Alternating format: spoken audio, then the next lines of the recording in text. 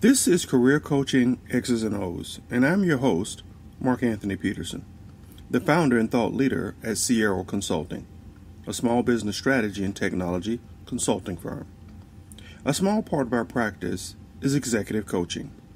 These episodes are the summation of some of those sessions. The title of today's episode is Zoom Meetings, What to Do and What Not to Do. Before we get into the episode, I want to thank our sponsor, Equipment Radar, the newest and fastest growing community of agriculture, construction, transportation, and material handling equipment buyers and sellers.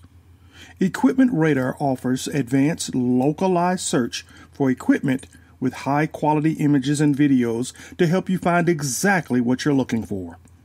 Equipment Radar is the best place to find equipment. Whether you need to buy, sell, or rent, we have you covered. So when you're looking for your next tractor, combine, tractor trailer, excavator, dozer, or forklift, Equipment Radar has you covered.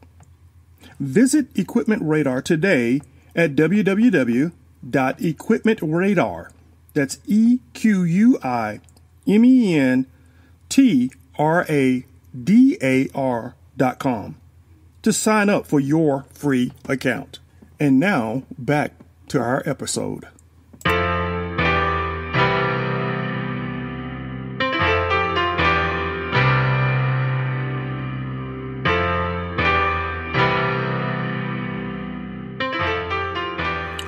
I don't have to tell you that most of us are working from home these days because of the pandemic. Many of you probably will not go back to the office once those restrictions are lifted. That means more virtual meetings, and many of us are using platforms like Zoom to conduct those meetings.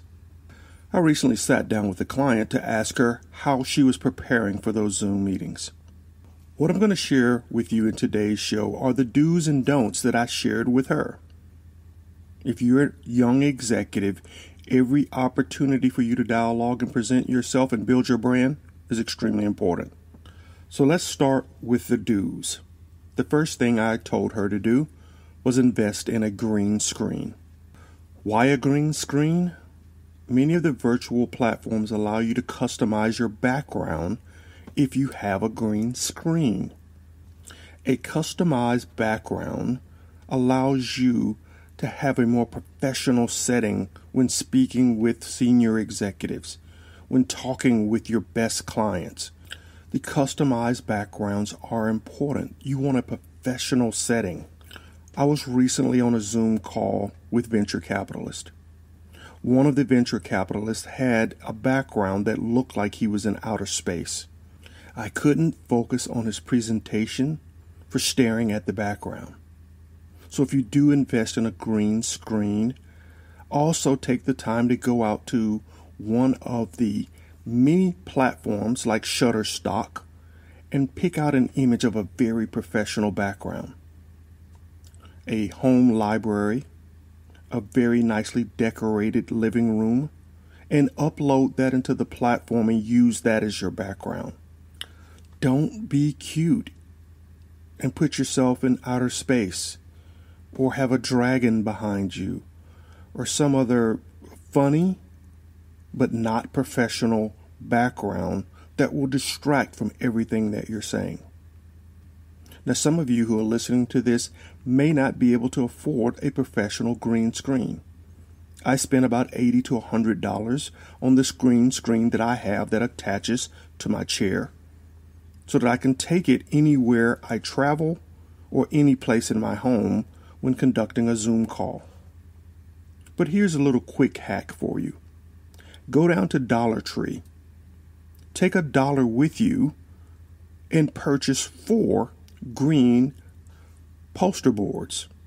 Take those poster boards, lay them flat, cut out an equal size piece of cardboard, and tape those poster boards to the cardboard. Now you have a green screen that functions just as good as any expensive green screen that you can purchase online. How do I know? That's what I did until my green screen was delivered. What's the second do? Make sure you download all the virtual conferencing platforms and learn all the controls. You have a Microsoft platform, you have a Google platform, you have Zoom. So there are a lot of different ways that you may be called into a virtual meeting, and you need to know all the controls. In that same VC meeting that I mentioned earlier, one of the presenters could not operate the controls.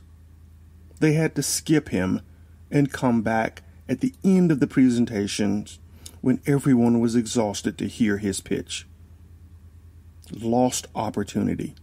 So take the time. All of these platforms have free accounts that allow you to learn the platforms and the controls so that you don't fumble your way out of a great opportunity. The third thing you should do, invest in a quality photo that you upload into these platforms that is presented when you're not on screen. So when you turn the camera off but keep the audio on, as many people do, if there's not a photo there, they just get a black screen with your name underneath. Here's an opportunity for you to take it to the next level. Invest in a good photo, a good headshot that will be there when you're not live on the camera. Now, I had a professional sketch done of myself, like the ones you see in the Wall Street Journal of the authors of many articles.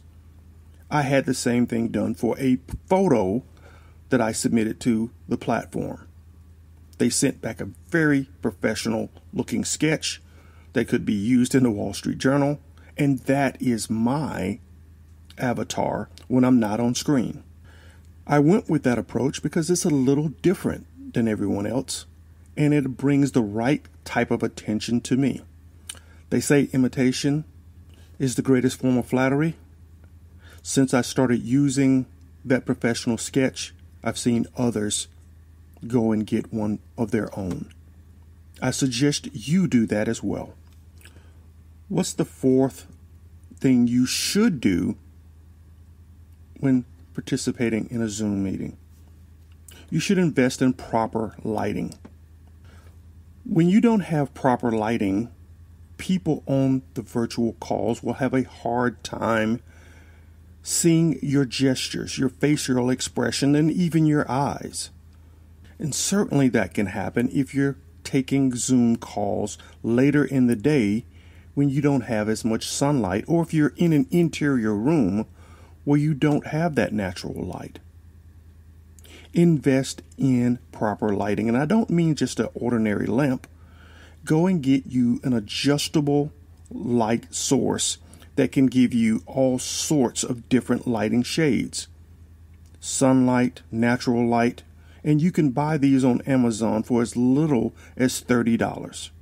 I have one of the circle lights with a tripod stand that's adjustable, that has a little remote where you can adjust the intensity of each of the lighting settings so that you look perfect every time on camera. What's the fifth thing you should do? Dress for success. Over the pandemic, I've seen some of my colleagues move from business casual to mostly sloppy on Zoom meetings. And maybe that's because of the comfort level they've developed at working from home, or the familiarity they feel when being on a Zoom call with people every day. Either way, you can't afford to slip. Make sure you dress for success on each one of your calls. Many of these calls are being recorded, certainly so that they can go back and review the audio, but you never know if some of that video will be used as part of a future presentation. Don't be that person who tried to be shabby chic and just turned out looking shabby. What's the sixth thing you should do?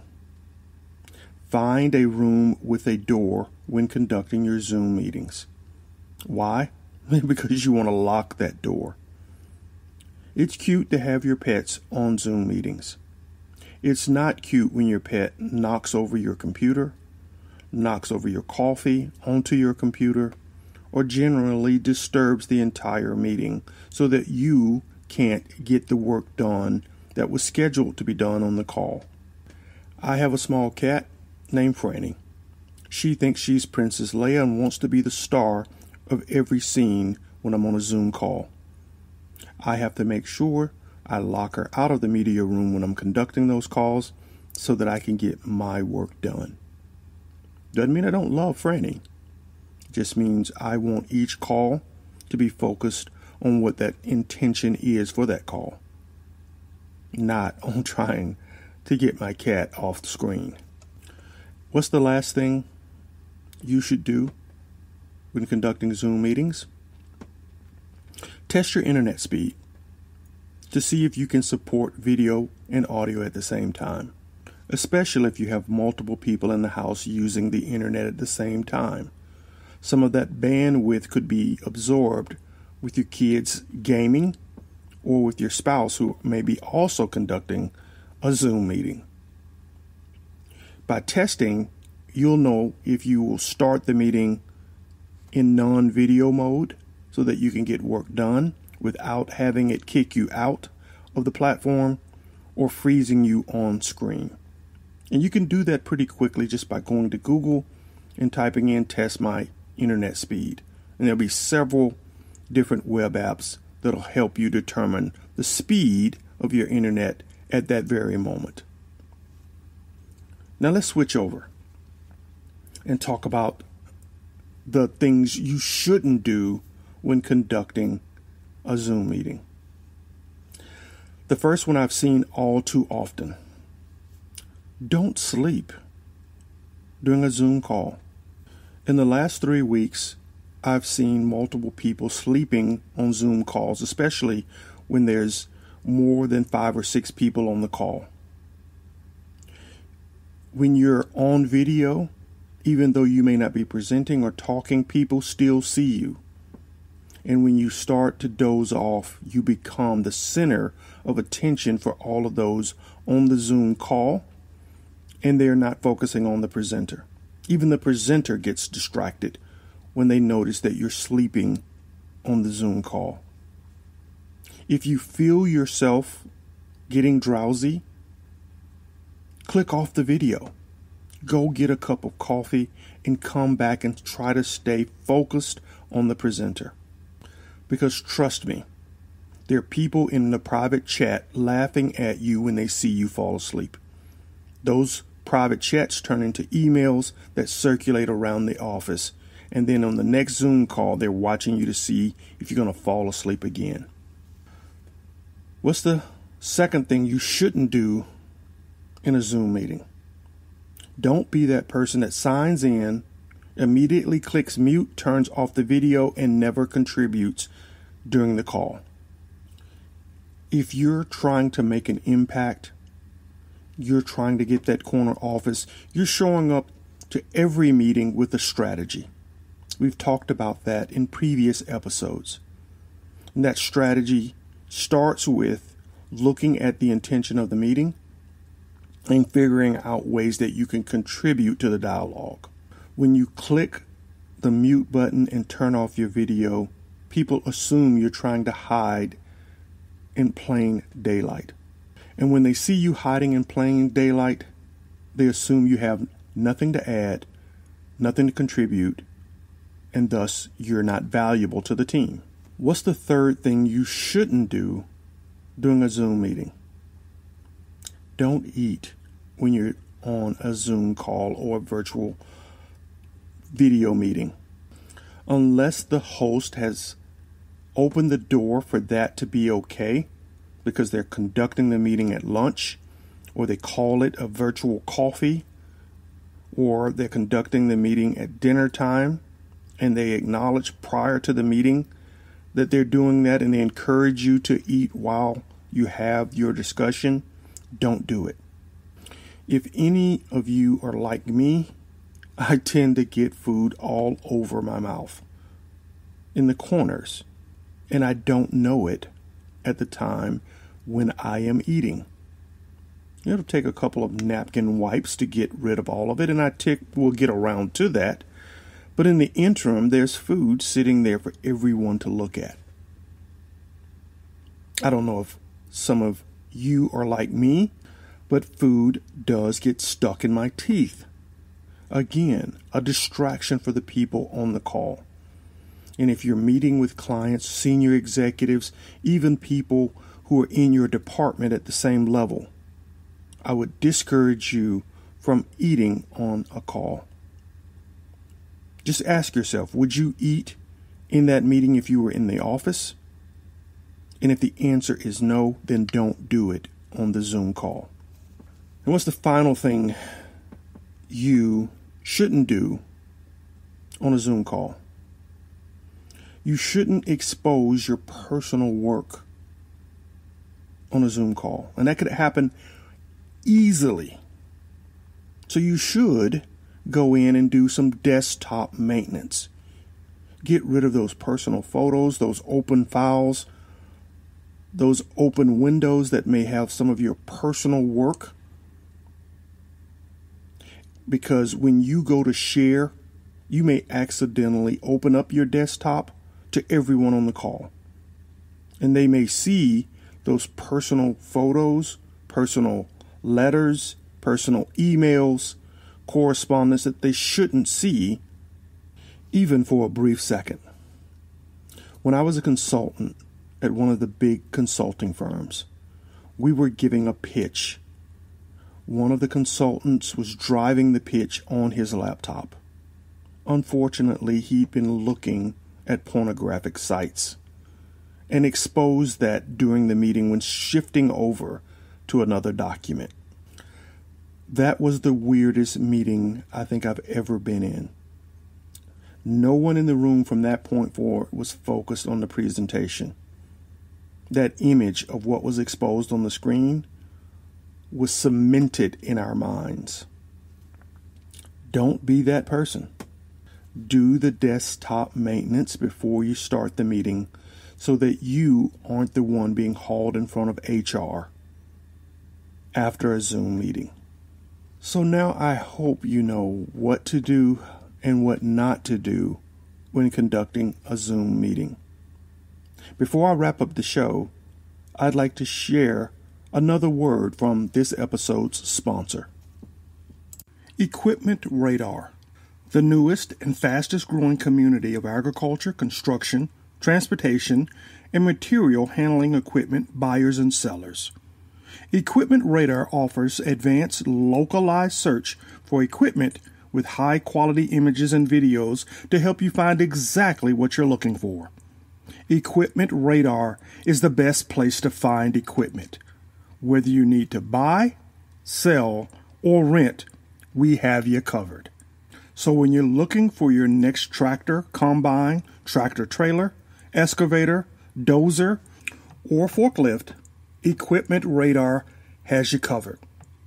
Visit Equipment Radar today at www.equipmentradar, that's EQUIPMENTRADAR.com, to sign up for your free account.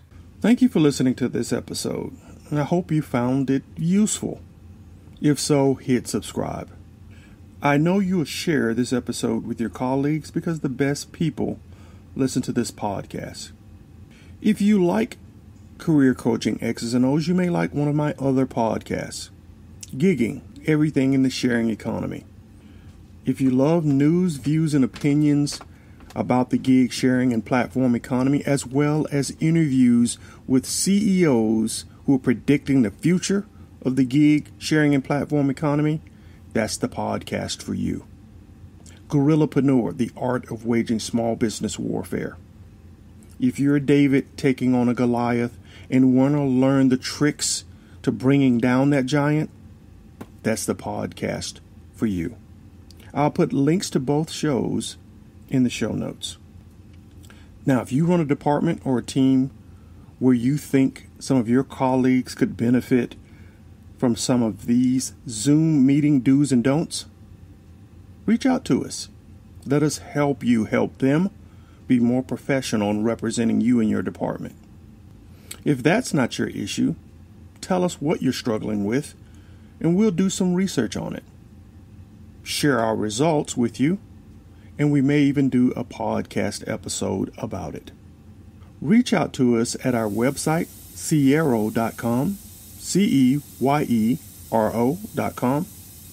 and schedule a free 30-minute consultation where we can talk through your issues. Follow us on Twitter, Instagram, and Facebook at Ceyero Consulting. And give us a like or comment or share. That'll help us with those pesky algorithms and help us move up in the rankings. This has been Career Coaching X's and O's, and I'm your host, Mark Anthony Peterson, founder and thought leader at Ceyero Consulting.